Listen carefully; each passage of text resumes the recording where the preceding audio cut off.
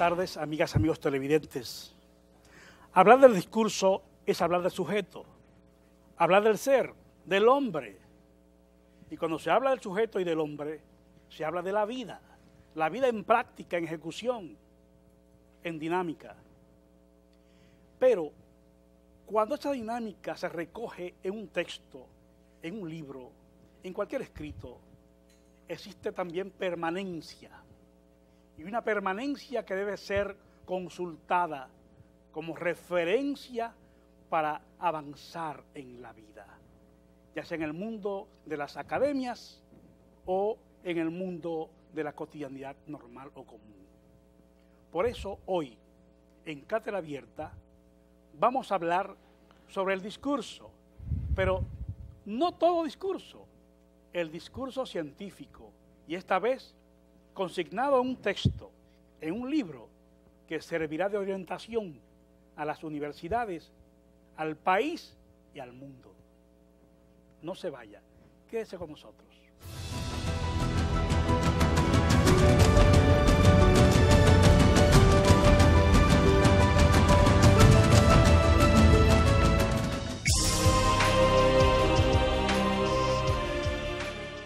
Como les decíamos, amigas, amigos televidentes, hoy Cátedra Abierta está en el mundo académico de manera directa, en el mundo de las publicaciones, en el mundo de las universidades. Por eso hemos invitado a un catedrático formado en este país y fuera del país, al doctor Bartolo García Molina, un hombre de experiencia en las aulas, un hombre que tiene en este país un camino trillado en la investigación, sobre todo en la investigación lingüística. Bienvenido, Bartolo, a tu espacio Cátedra Abierta. Gracias, Julio. Muchas gracias. Para mí es un placer dialogar con un compañero de tantos años como tú, que hemos recorrido un camino tan largo en las academias, en el conocimiento y en el debate académico. Olvidé decir que usted es un profesor de experiencia de la Escuela de Letras de la Universidad Autónoma de Santo Domingo. Olvidé también decir que es el autor de varios libros que sirven de referencia en diferentes universidades del país.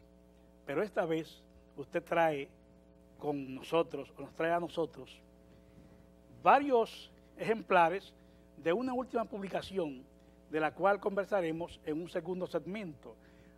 Bartolo, es bueno que usted le diga al país cuántos libros usted ha publicado a la fecha. Sobre el discurso científico que hablaremos en un momento, como usted ha prometido, es mi 7º libro. Ya había escrito el libro Redacción, Métodos y Organización del Conocimiento, que es un libro que va dirigido a estimular la formación de un pensamiento holístico, organizado, para que fluya tanto en el discurso oral como escrito, pero fundamentalmente en el escrito. Digamos que ese ha sido tal vez mi bestseller, el libro más conocido. Y un texto muy usado a nivel de lengua española 2, es decir, la famosa letra 012. Exactamente, sí. Y yo veo siempre a mis estudiantes consultando su texto. Así es, he contado con el apoyo de ustedes, mis colegas, de prácticamente 20 universidades dominicanas. 20 universidades usan ese libro. Exactamente. Oye, pero eso es un bestseller realmente. Así es. Felicidades, maestro. Gracias. Fíjese, usted como investigador en el área de la lingüística, sería bueno que oriente al profesorado en el sentido de que cuáles serían las referencias más importantes para ellos, pues, salir airosos frente a sus estudiantes en el momento de cómo manejar la lengua con más eficacia. Sí, el manejo de la lengua es un problema fundamentalmente pragmático. Si te fijas, los jóvenes se pueden comunicar en distintos contextos. Le es difícil a veces comunicarse en un contexto formal, pero entre ellos se comunican con facilidad, chatean con facilidad. Por tanto, el problema no está en escribir, porque ellos pueden escribir. El problema está en el contexto. si tú lo pones a escribir en un contexto formal tendrían problemas. Si los pones a hablar en un contexto formal tendrían problemas, pero si los pones a hablar o a escribir en un contexto informal, abierto, lo podrían hacer. Entonces el desafío es cómo incorporar la espontaneidad, cómo ayudar a que se desarrollen en distintos contextos y que el contexto formal se constituya, por lo menos en los estudiantes universitarios y de secundaria, en una cotidianidad. Fíjate que ustedes, lo que se desenvuelven en el ámbito de la comunicación televisiva, hacen de este contexto algo natural, claro, y no tienen presión, les fluyen las ideas, etc. Pero aún los intelectuales que no tengamos mucha experiencia y no hayamos hecho de este contexto algo cotidiano, tenemos nuestros apremios. Puede ser que no nos desenvolvamos con toda la soltura que lo hagamos, por ejemplo, en el aula. Por tanto, el desafío es pragmático, es ayudar a que los estudiantes se desenvuelvan en todos los contextos, hacer más espontánea la comunicación. ¿Haciendo qué, por ejemplo? Debate en las aulas, dejar que se expresen ante todo, sin reprimirlos, porque es que viene esa carga de la represión, el temor al error, el temor a equivocarme, dejar lo que hablan y partir de sus aciertos para que eleven su discurso y entonces hacerle sugerencias para que vayan mejorando, no todo a la vez, porque si tú partes de los errores de tus estudiantes van a coger temor y pavor de hablar otra vez. Fíjate que hay estudiantes que ahí tienen admiradoras o admiradores y tienen también inclinaciones y para ellos es desastroso que les autoricen delante de, no solamente del sexo opuesto, a veces es un asunto también de autoestima, de la imagen. A través del discurso, todo sujeto quiere también proyectar una imagen, producir una imagen. Por eso dicen que los sujetos se construyen a sí mismos en su propio discurso. Entonces, si lo van a desautorizar, si tienen temor a la desaprobación, no se van a expresar, se van a cohibir. Ese alto poder de inhibición, de cohibiciones que produce la represión discursiva en las aulas, hace que los estudiantes tengan miedo de expresarse. Entonces, eso es lo primero que hay que hacer, liberar la comunicación de esa carga represiva de desautorizar. De esa acechanza. Exactamente. Normalmente, maestro, antes de iniciar la clase formal de la academia, en mi caso, elijo siempre unos 20 minutos para que den la noticia del día. Correcto. ¿Qué saben? ¿Qué le dijeron? ¿Qué leyeron? ¿Qué escucharon? Que se exprese. Es decir, con naturalidad. Y es como usted dice, es un asunto pragmático. Correcto. Fíjese, maestro, vamos tratando de ver cómo llegamos a ciertas orientaciones que le permitan a los profesores y profesoras servirle de modelo. Es decir, que sea esta cátedra abierta, ¿verdad?, como especie de un espacio pragmático que luego sea de experiencia, que puedan utilizar. Por ejemplo, ¿qué le parece a usted el problema del chateo a nivel de lo que es la discursividad cotidiana? Realmente es un arma de doble filo, porque el cerebro se va configurando en la práctica social. ¿Qué es lo que? Y entonces eso pasa a ser consustancial a ello. No obstante, se puede aprovechar si se le enfatiza el problema otra vez del contexto. Fíjate que si usted está hablando en la universidad, digamos, a un conglomerado de profesores de sus aspiraciones a dirigir la vicerrectoría de extensión, automáticamente su cerebro activa un tipo de discurso distinto, incluso a este que ya de por sí es bastante formal, sí, pero allá le saldrán algunas categorías académicas distintas aquí, sin haberlo incluso planificado. Pero si va a hablar con campesinos, sin usted planificarlo mucho, su cerebro activa determinados programas que están ahí, porque usted ha sabido construir niveles de comunicación de acuerdo al contexto. Entonces no es que se les reprima que no chateen, sino que tengan conciencia que ese discurso es válido para ese contexto, pero que aprendan también a diferenciar y a construir, porque no puedo improvisar si no he elaborado esas formas del discurso anteriormente. Por eso hay personas que de un momento a otro toman conciencia que tienen que elevar el nivel de discurso, pero como no lo han elaborado, entonces hay toda una incoherencia, a veces hasta situaciones engorrosas, porque el cerebro no encuentra cómo responder. Hay que desenvolverse en todos los contextos, pero hay que prepararse para eso. Que chateen, pero que sepan que cuando van a escribir, por ejemplo, un ensayo en la universidad, ya esa forma del discurso no es válida, por lo menos no es adecuada. O si van a escribir un artículo en el periódico, etc. Insistir en diferenciar los discursos de acuerdo al contexto, pero no reprimirlo, porque todo es válido. Los humanos no nos comunicamos solo de una manera, no nos comunicamos solo en un escenario, sino que somos seres múltiples, con múltiples facetas, y en todas tenemos desenvolvimiento y conducta distinta, y eso es lo que hay que enseñarles. Es decir, que usted plantea tener conciencia, diferenciar un espacio del otro. Correcto. Un espacio del otro. No todos los contextos son iguales. Correcto. Y por lo tanto los discursos son diferentes. Correctamente.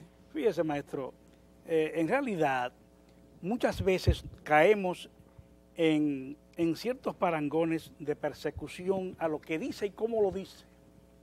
Y eso es lo que usted dice que le reprime al sujeto.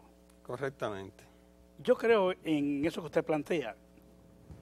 Sin embargo, me parece que el hecho de que usted haga del aula una dialogía, o sea, un diálogo permanente, gana confianza. Claro. ¿Verdad que sí? Claro. Fíjese, estamos terminando prácticamente el primer segmento y yo quisiera entrar al segundo con la siguiente idea. ¿Qué lo lleva a usted a escribir el discurso científico, teoría y aplicación como un texto de aplicación, de algo pragmático para las aulas en este país? La respuesta, yo espero que usted me la dé en el segundo segmento.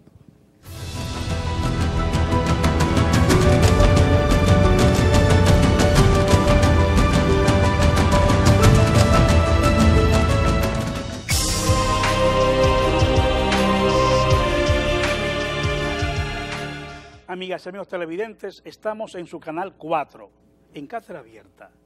En esta ocasión conversando, como les decíamos, con el catedrático universitario doctor Bartolo García Molina, profesor de la Escuela de Letras de la Universidad Autónoma de Santo Domingo, la Universidad del Estado Dominicano. Le decíamos, doctor, que usted ha escrito este texto y que queremos saber qué lo motivó a usted a escribir este libro. Gracias por la pregunta, Julio. Usted tiene por experiencia que en los libros de investigación se omite prácticamente la construcción del discurso. Y resulta que sin publicación científica no hay ciencia. Es más, la ciencia se construye es en la elaboración del discurso.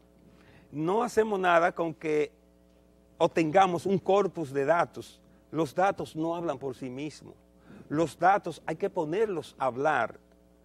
Decía un sociólogo, apellido Marinas, que los datos no andan por ahí, por la calle, que uno lo encuentra, o por lo menos el conocimiento. Usted encuentra evidencia, pero con un marco teórico, y de ahí la importancia de un marco teórico, es que se pone a hablar a esos datos. Pero en los libros de investigación científica no está ese espacio donde se le explica a los investigadores cómo convertir en discurso los datos que encuentran. A los estudiantes universitarios se le va la mayor parte del tiempo elaborando el proyecto de investigación, que sería la fase de planificación. Luego la ejecución de la investigación, que sería el levantamiento de informaciones. Pero el gran problema está, ¿qué hago ahora con esto? ¿Y qué hacen? Un amasijo de tablas y gráficos repetitivos, un discurso eminentemente tautológico, si le vamos a llamar a discurso a eso que está ahí, que yo tengo mis reservas de que las investigaciones, por lo menos a nivel de tesis de maestría en la República Dominicana, tengan la categoría de discurso científico. Entonces, ni siquiera las universidades tienen un protocolo que le digan a los estudiantes qué hacer. No es simplemente decir que tiene que el capítulo 1 una introducción, que un marco teórico, etcétera. ¿Cómo hacerlo? Por ejemplo, ¿qué hacer con esas tablas? Por ejemplo, ¿cómo llegar a inferencias a través de esos datos? Por ejemplo, ¿cuál es el papel del marco teórico en la construcción del discurso? Y como he sido tanto asesor de tesis como, y conjuntamente con usted, hemos sido tribunal de tesis y hemos visto el grave problema, el penoso problema de que nuestros estudiantes de maestría, ya posgraduados incluso, tienen serias dificultades para transmitir los conocimientos de acuerdo a los principios de la ciencia. Entonces, me di cuenta que hacía falta un estudio, un texto que dé respuesta, que trate de llenar esas falencias que tenemos en el medio dominicano. Y esta es una propuesta que espero que sirva por lo menos como punto de partida para que entre todos busquemos la forma de ayudar no solo a los estudiantes, sino a las universidades a que tengan una herramienta para producir discurso acorde a las características del discurso científico y a los principios de la ciencia. Usted ha sostenido en varias ocasiones que existe un analfabetismo tecnocientífico. Correcto. ¿Por qué usted dice eso? Digamos que, irónicamente, el analfabetismo tecnológico ha sido paliado, especialmente por las herramientas informáticas. En ese aspecto, pero la tecnología abarca mucho más. Nuestra población universitaria no maneja la tecnología fuera de la informática, pero lo científico es lo más grave. Por ejemplo, el hecho de no poder producir un artículo científico revela un analfabetismo. El hecho de que en las aulas universitarias ni siquiera nuestro discurso, el discurso de nosotros los académicos, responde al rigor de la ciencia. Y la ciencia no es solo la ciencia fáctica, biología, química, etcétera, la lingüística, la sociología, etcétera. Nuestros estudiantes no saben citar porque los profesores tampoco saben desarrollar un discurso con un aparato crítico, un discurso sostenido y en contacto con los otros discursos, la llamada polifonía, en este caso una polifonía científica. O sea, todo texto